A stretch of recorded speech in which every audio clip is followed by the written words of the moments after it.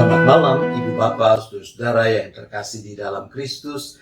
Kembali kita diperjumpakan di dalam persekutuan syafaat malam pada malam hari ini. Bersyukur kepada Tuhan untuk kasih setia dan pemeliharaannya yang nyata dalam kehidupan kita. Ya, salah sambung. Begitu judul cerita singkat menghantar refleksi atau perenungan kita pada malam hari ini. Emma, seorang ibu muda, sedang duduk termenung. Hati dan pikirannya syarat oleh banyak persoalan yang sedang dihadapi. Tiba-tiba, telepon di sampingnya berdering. Hatinya yang syarat beban itu mulai terasa lebih lapang kala ia mendengar suara lembut seorang perempuan berkata, "Hai sayang, apa kabarmu?" Sontak Emma menangis terseduh. Dengan tersendat-sendat ia berkata, "Mama, aku sedang mengalami hari yang mengerikan, seperti mimpi buruk yang tidak berakhir. Bayiku tidak mau makan. Asisten rumah tanggaku kabur dari rumah. Aku tersandung dan pergelangan kakiku terkilir. Aku belum sempat pergi berbelanja dan rumah berantakan. Tambahan lagi, kami telah mengundang beberapa orang teman untuk makan malam pada malam hari ini." Sabar, sabar sayang. Semua akan beres. Everything's gonna be alright. Ujar suara yang menyejukkan dari pesawat telepon itu. Sekarang, duduklah. Relax, tutup matamu, tarik dan hembuskan nafasmu pelan-pelan. Sekitar setengah jam lagi, aku akan tiba. Aku akan membeli beberapa barang yang diperlukan untukmu dan memasak makan malam untuk kalian. Aku akan membereskan rumahmu dan memberi bayimu makan. Sekarang, berhentilah menangis sayangku. Aku akan membereskan semuanya. Lagi pula, aku sudah menghubungi George di kantor dan memberitahu agar dia pulang lebih awal ke rumah. "George!" seru Emma dengan nada terkejut. "Siapa itu George?" "Loh, kok kamu malah bertanya? George kan suamimu." "Suamiku bernama Frank," sahut Emma. Keduanya terdiam, hening sejenak. Kemudian dari ujung yang satu terdengar suara bertanya, "Maaf, apakah ini nomor 5551758? Dengan terisak, Emma menjawab, "Bukan, ini nomor 5551788. Oh sayang, sungguh sebuah kesalahan yang memalukan. Aku sangat menyesal. Aku pasti telah menghubungi nomor yang salah. Maafkan aku." Perempuan dari ujung telepon di sana berkata dengan nada malu. Setelah hening sesaat, Emma bertanya sendu, "Apakah ini berarti engkau tidak jadi datang? Aku sungguh memerlukanmu." Ibu bapak, saudara, ceritanya cuma sampai di situ. Kalau Anda menjadi orang yang salah sambung itu, orang yang menelpon Emma dalam cerita tadi, apa yang kemudian akan Anda lakukan? Memang salah sambung. Namun Anda sekarang tahu bahwa ada orang yang sungguh memerlukan kehadiran dan uluran tangan Anda. Di tengah kehidupan di mana banyak orang makin tidak peduli pada orang lain, apalagi orang yang susah. Bukankah Yesus Tuhan kita memanggil kita untuk saling peduli? Saling berbagi kehidupan dengan mempraktikkan belas kasihan satu terhadap yang lain. Yesus berkata, "Yang ku kehendaki ialah belas kasihan dan bukan persembahan, karena aku datang bukan untuk memanggil orang benar, melainkan orang berdosa." Demikian dicatat dalam Matius 9 ayat 13. Istilah belas kasihan dalam bahasa Inggris memakai kata compassion. Menurut kamus etimologi, kamus asal-usul kata, istilah compassion berasal dari bahasa Latin, gabungan kata depan com dan kata pati. Com artinya dengan atau bersama, sementara pati artinya menderita. Jadi ide dasar dari compassion, belas kasihan, bukan sekedar menaruh simpati pada orang yang berkesusahan, tapi lebih dari itu.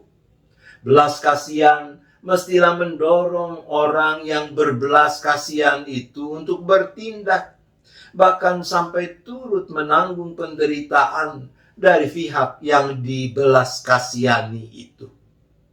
Itulah yang Yesus praktikkan.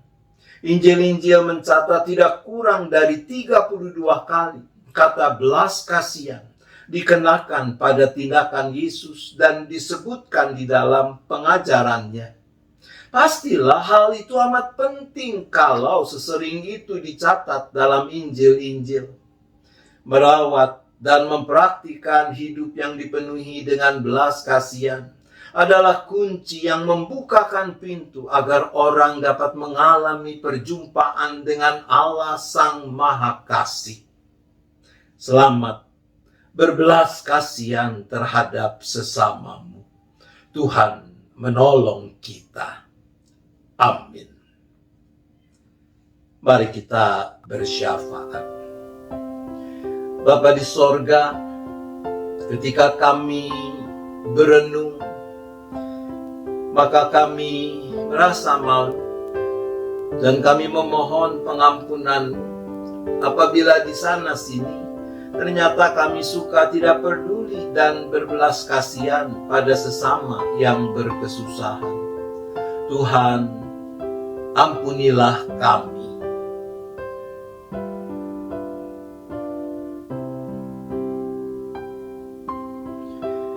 Ya Bapa, berilah kami kekuatan untuk makin mampu bangkitkan kemauan dalam diri kami, agar kami berkehendak merawat dan berbagi kehidupan dengan sesama lewat kesungguhan mempraktikkan hidup yang saling menaruh belas kasihan demi kemuliaan Allah.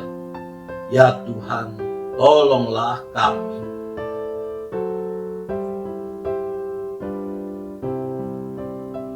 Saat ini ya Bapa, kami juga kembali bersahati berdoa bagi makin mewujudnya kedamaian dan perdamaian di muka bumi ini.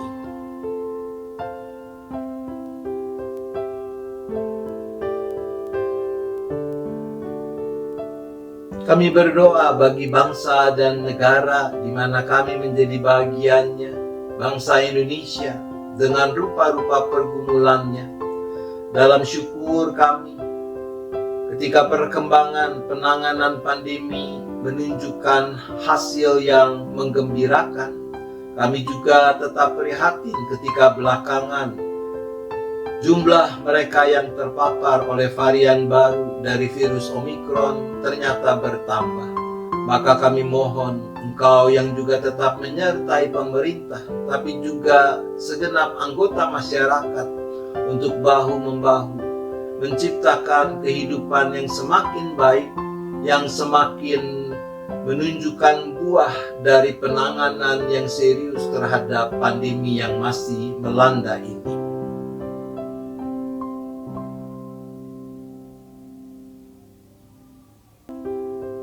Kami berdoa ya Bapa, bagi gereja di dalam menjalani hidup persekutuan, pelayanan, dan kesaksiannya.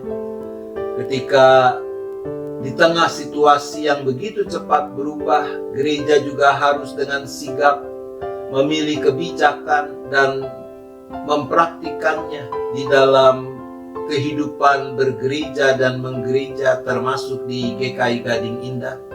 Maka Engkau yang memberikan hikmat kepada orang-orang yang diberi tanggung jawab untuk mengemban fungsi pelayanan kepemimpinan di gerejamu, agar memilih dan melakukan apa yang memang paling benar di hadapan Tuhan.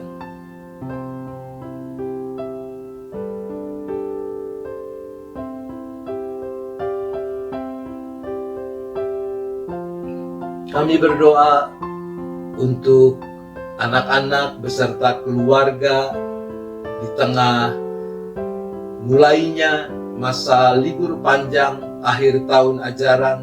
Kiranya Tuhan, Engkau juga yang sertai, sekiranya ada di antara mereka yang bepergian, berlibur, tapi juga mungkin yang tetap tinggal di rumah.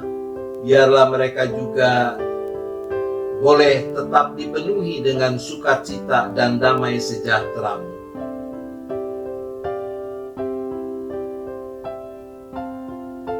Kami berdoa bagi sekolah-sekolah dalam persiapan memasuki tahun ajaran baru, penerimaan siswa baru, penerimaan mahasiswa baru, seperti juga yang dilakukan di lingkungan BPK Penabur dan Ukrida.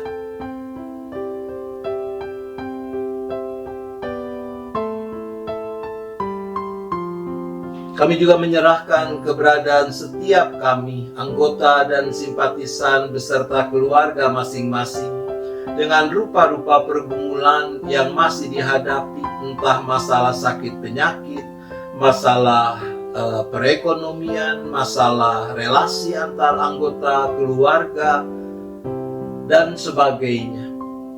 Biarlah Tuhan, Engkau yang memampukan setiap kami untuk dapat tetap merawat iman, pengharapan, penyerahan di tengah pergumulan-pergumulan yang sedang dihadapi itu.